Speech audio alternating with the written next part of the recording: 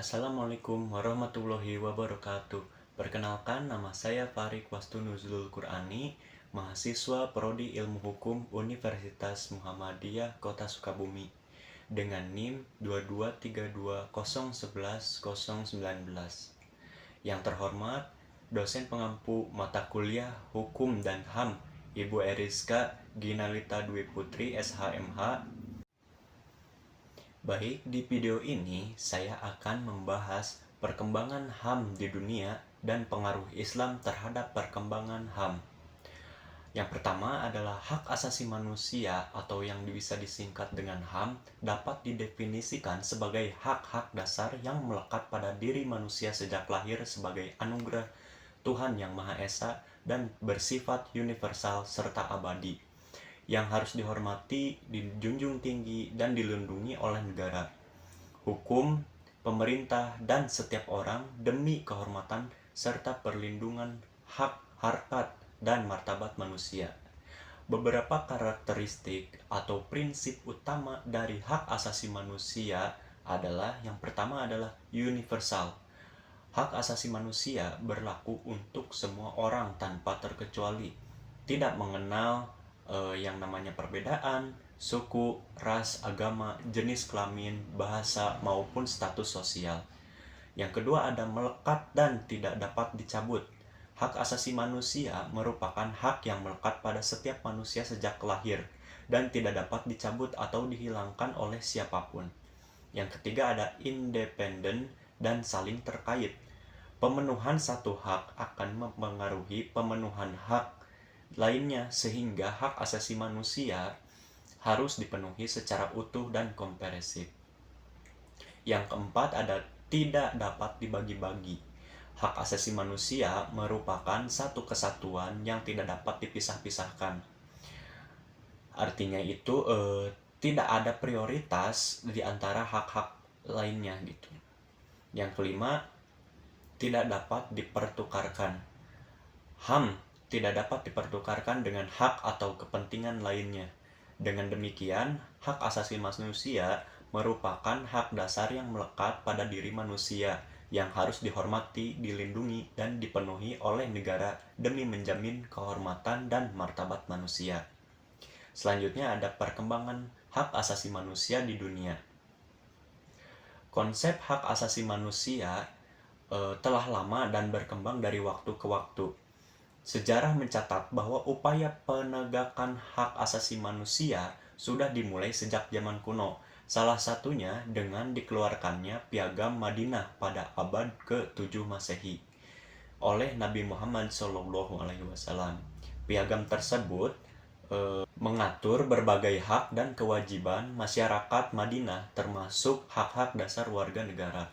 Pada abad pertengahan, berbagai pemikir dan tokoh berpengaruh seperti John Locke, Voltaire, dan Jean-Jacques Rousseau turut memperjuangkan konsep hak asasi manusia melalui karya-karya mereka. Pemikiran mereka kemudian menjadi landasan penting bagi Deklarasi Kemerdekaan Amerika Serikat tahun 1776 dan Deklarasi Hak Asasi Manusia dan Warga Negara Prancis pada tahun 1789. Nah, setelah Perang Dunia II, upaya penegakan hak asasi manusia kembali diagungkan kembali melalui pendirian Perserikatan Bangsa-Bangsa atau bisa disebut PBB pada tahun 1945 dan pengesahan Deklarasi Universal Hak Asasi Manusia (DUHAM) pada tahun 1948. Deklarasi ini menjadi tonggak penting dalam sejarah perkembangan hak asasi manusia di dunia. Dalam perkembangannya, berbagai instrumen hukum internasional terkait hak asasi manusia juga telah disepakati, seperti Kovenan Internasional tentang Hak-Hak Sipil dan Politik tahun 1966, Kovenan Internasional tentang Hak-Hak Ekonomi, Sosial, dan Budaya pada tahun 1966, serta berbagai konvensi dan deklarasi lainnya.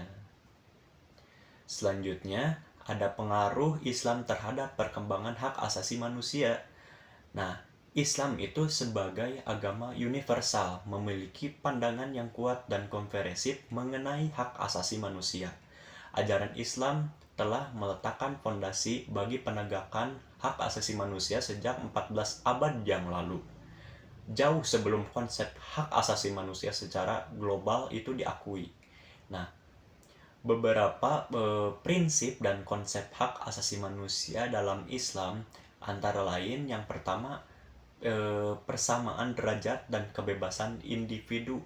Islam itu mengajarkan persamaan derajat antara semua manusia tanpa memandang ras, suku, atau sosial. Setiap individu memiliki kebebasan beragama, berpendapat, dan berpartisipasi dalam kehidupan sosial politik. Yang kedua, ada penghormatan terhadap hak hidup. Islam melarang pembunuhan dan menjunjung tinggi hak hidup manusia. Tindakan pembunuhan tanpa alasan yang sah dianggap sebagai pelanggaran berat terhadap hak asasi manusia. Yang ketiga, perlindungan hak-hak dasar. Islam menjamin hak-hak dasar manusia seperti hak atas pendidikan, kesehatan, dan kesejahteraan. Islam juga melarang perbudakan, penyiksaan, dan tindakan sewenang-wenang terhadap individu. Yang keempat, perlindungan terhadap kelompok rentan. Nah, apa sih itu?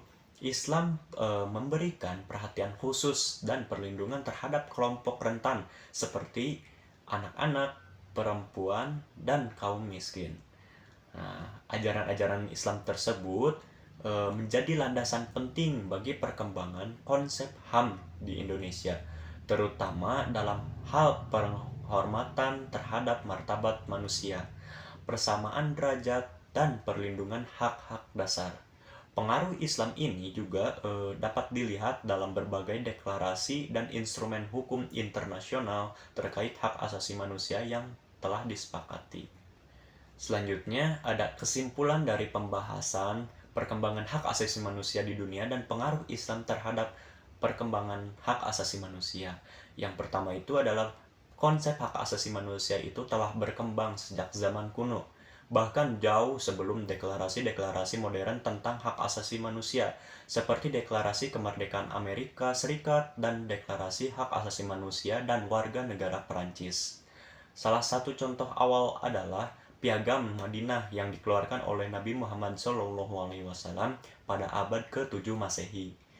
Nah, yang kedua, setelah Perang Dunia II, upaya penegakan HAM kembali digaungkan melalui pendirian Perserikatan Bangsa-Bangsa pada tahun 1945 dan mengesahkan Deklarasi Universal Hak Asasi Manusia (DUHAM) pada tahun 1948. Nah, lalu ada Islam juga sebagai agama universal memiliki pandangan yang kuat dan komprehensif mengenai hak asasi manusia daripada ajaran-ajaran Islam seperti persamaan derajat, penghormatan terhadap hidup, perlindungan hak-hak dasar, dan perlindungan terhadap kelompok rentan. Nah, telah meletakkan fondasi bagi penegakan hak asasi manusia jauh sebelum konsep hak asasi manusia secara global itu diakui. Nah, yang keempat ada ajaran Islam tersebut kemudian menjadi landasan penting bagi perkembangan konsep hak asasi manusia di dunia, terutama dalam hal penghormatan terhadap martabat manusia, persamaan derajat, dan perlindungan hak-hak dasar. Pengaruh Islam ini dapat dilihat dalam berbagai deklarasi dan instrumen hukum internasional terkait hak asasi manusia yang telah disepakati. Dengan demikian, dapat disimpulkan bahwa perkembangan hak asasi manusia di dunia tidak dapat dilepaskan dari kontribusi dan pengaruh ajaran Islam yang telah meletakkan fondasi bagi penegakan hak asasi manusia jauh sebelum konsep hak asasi manusia secara global itu diakui. Nah, mungkin segitu saja pembahasan dari saya. Kurang lebihnya mohon dimaafkan. Wassalamualaikum warahmatullahi wabarakatuh.